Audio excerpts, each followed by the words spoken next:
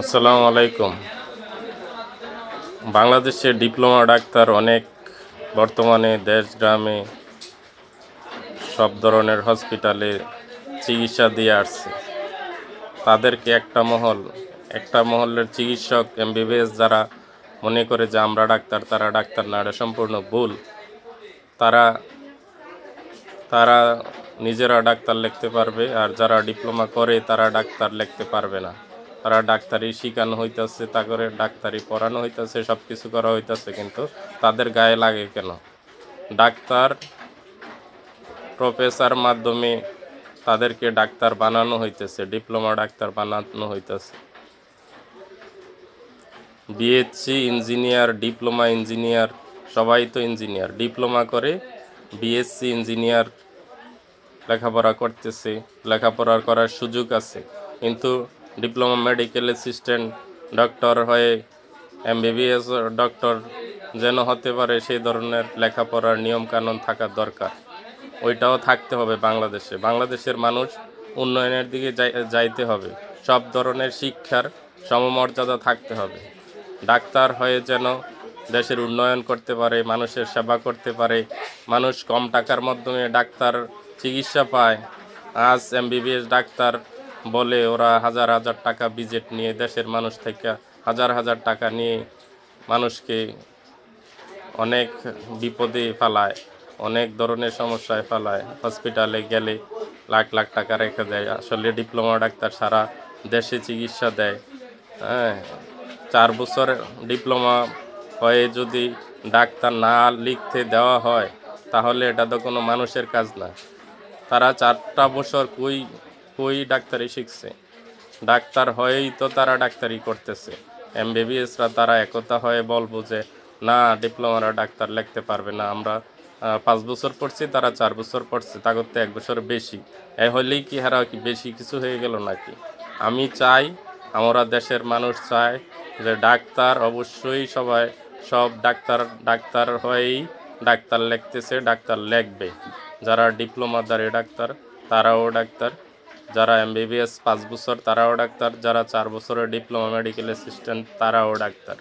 সম পরিমাণে ডাক্তারের সেই বৈধতা দিতে হবে। আর যারা 4টা বছর পড়ছে তাদের উপরে যাওয়ার সুযোগ অবশ্যই সরকার করে দিতে হবে।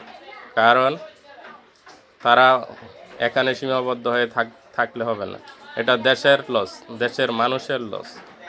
যদি এমবিবিএস ডাক্তার পড়ার সুযোগ দেওয়া হয় সিস্টেমিকভাবে, তাহলে এটা দেশের লাভ, দেশের উন্নতি হবে, দেশের ভালো একটা সার্টিফিকেটধারী একটা ছেলে ভবিষ্যৎ গড়লো। এটা কেন করা হবে না? কেন হবে না? আশা করি সবাই, যেমন ডিপ্লোমা ইঞ্জিনিয়ার হলে বিসিএস বিএসসি ইঞ্জিনিয়ার হওয়া যায়, তেমন ডিপ্লোমা মেডিকেল পরে এমবিবিএস করার সুযোগ সুবিধা যেন থাকে। তাই আমরা চাবো জনগণ উপকৃত হোক, ডিপ্লোমা ডাক্তারও যেন এমবিবিএসের পড়ার ধরনের ইঞ্জিনিয়ারের মতো একটা সুযোগ সরকার করে দেয়। তাহলে দেশ এবং দেশের মানুষ উপকৃত হবে। তাই সকল প্রশাসনিক লোক, সকল যারা ঊর্ধ্বতন অবস্থানে আছে, তারা সকলেই যেন এই ডিপ্লোমা মেডিকেল অ্যাসিস্ট্যান্টের সার্টিফিকেট এমবিবিএস ডাক্তারি পড়ার সেই ধরনের সুযোগ সুবিধা দেওয়া হোক। আমরা চাই দেশটাকে আরও উন্নয়ন করার জন্য, উন্নয়ন যেন হয়। দেশের সব মানুষ চায় দেশ ভালো অবস্থার জন্য। আর ডাক্তারের ভিজিট 1000 2000 হতে পারবে না, 200 টাকা 300 টাকা এর মধ্যে ডাক্তারের ভিজিট থাকতে হবে। এমবিবিএস হলেও এর মধ্যেই ভিজিট থাকতে হবে। 1000 2000 টাকা কিসের ভিজিট? জনগণ চিকিৎসা করতে গেলে লাখ লাখ টাকা নিয়ে যায়। হসপিটালগুলোতে মানুষের দুর্ভোগ, চিকিৎসা করতে পারে না টাকার জন্য।